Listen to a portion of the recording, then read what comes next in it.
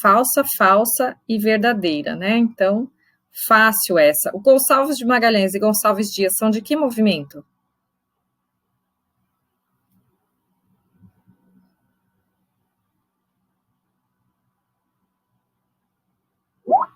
Romantismo, perfeito. Os poemas famosos, né, que inspiraram até o hino nacional, são deles. Vamos ler mais um texto engraçadinho do Manuel Bandeira. Pois é. Pneumotórax. Febre, hemotise, dispneia e suores noturnos. A vida inteira que podia ter sido e que não foi. Tosse, tosse, tosse. Mandou chamar o médico. Diga 33. 33, 33, 33. Respire. O senhor tem uma escavação no pulmão esquerdo e o pulmão direito infiltrado. Então, doutor, não é possível tentar o pneumotórax? Não. A única coisa a fazer é tocar um tango argentino. Então, aqui, só de ler, eu acho que vocês já percebem que é do Manuel Bandeira, falando do problema da tuberculose que ele tinha, mas aqui ele já está nessa fase modernista em que ele encara isso com um bom humor, assim, né? Ele dá risada disso, quer dizer, não tem o que fazer, então toca uma música aí, um tango argentino, vamos nos divertir, porque não há o que fazer. Tá? Então, só queria observar isso. E aí, de características modernistas, o que nós podíamos destacar aí? Não pensando nas alternativas, mas no geral.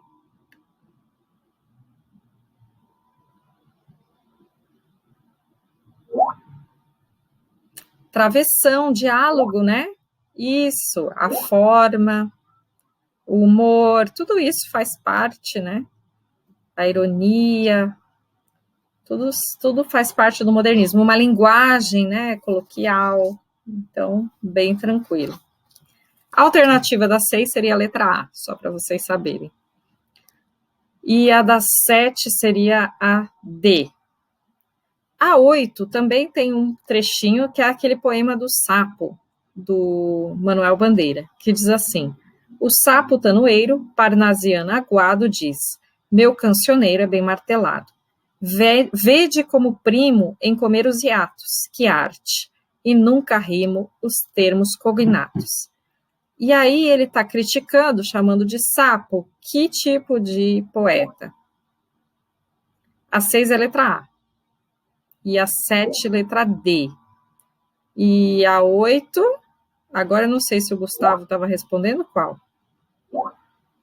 A 8 é a também, a poesia parnasiana, né, que se preocupava em fazer algo bem martelado, né, usando ferramentas, bem quadradinho, sem nunca rimar os termos cognatos. O que quer dizer isso? Quer dizer que ele não rima palavras parecidas, que seria muito fácil, ele só faz rimas difíceis, rimas ricas.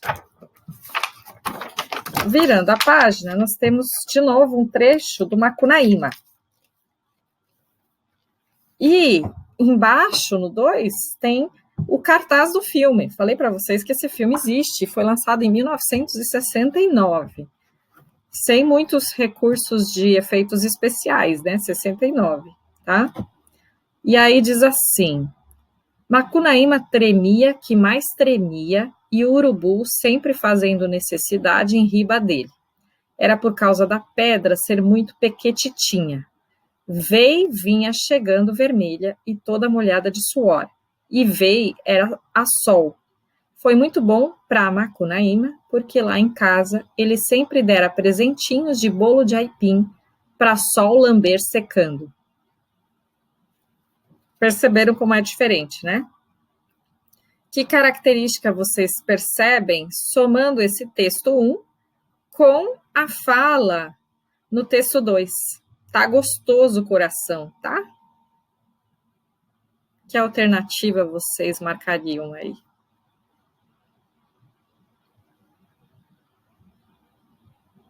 Na 9.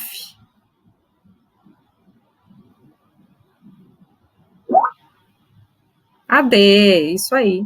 Uma linguagem bem coloquial. Tanto é que em cima ele diz, ai, que preguiça, né? Vocês lembram que a descrição do Macunaíma é de um menino preguiçoso desde a infância, né? Que seria... E isso tudo é para ser um retrato do Brasil.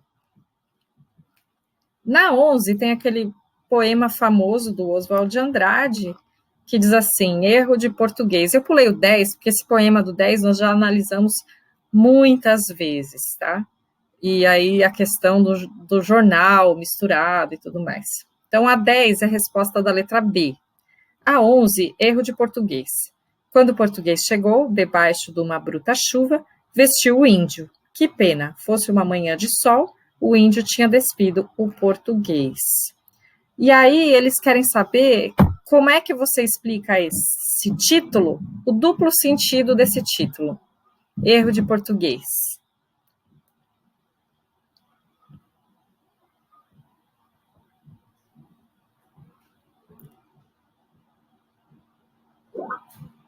A colonização, sim, uma crítica, né? Isso, erro de português homem e erro de português língua, perfeito. Então, o Oswald de Andrade gostava muito de fazer essas brincadeiras com a linguagem. E aí ele pergunta características do modernismo nesse texto. Bem fácil, vocês já estão cansando. O que nós temos ali?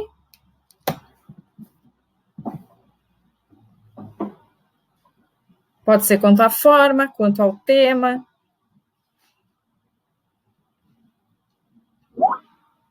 Versos livres, de novo, exatamente. Nacionalismo, né? Ah, como seria bom se o índio tivesse vencido o português, né? Ao mesmo tempo que se faz uma leitura crítica do passado, né?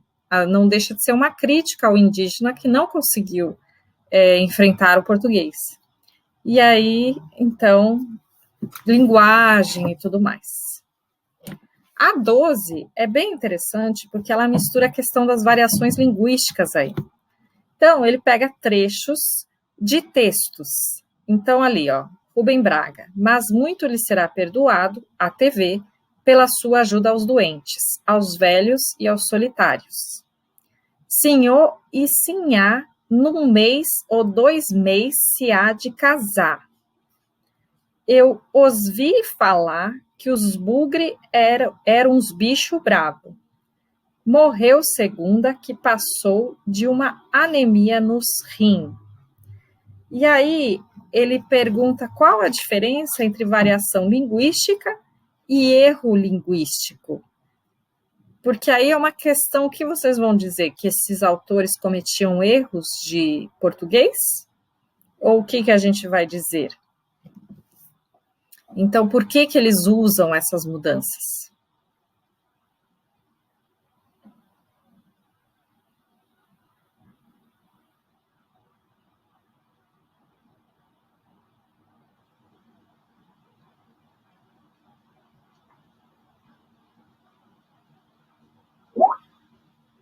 Ele queria representar, diz o Kaique, exatamente. Não é que o autor não sabe o português gramaticalmente correto, mas ele quer reproduzir o que existe na prática, que é um reconhecimento do que é o povo.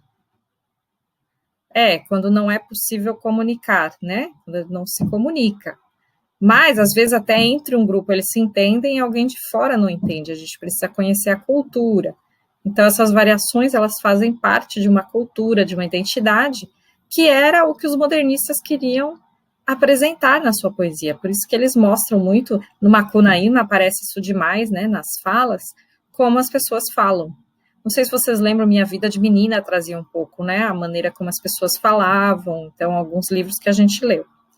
E aí, quando ele fala aqui na B de funções da linguagem na literatura, ele fala que a função da linguagem na literatura não é apresentar uma gramática impecável, mas é passar uma mensagem e até causar um estranhamento muitas vezes. E esse estranhamento pode ser causado por um uso coloquial, né, mostrando o que se faz na prática.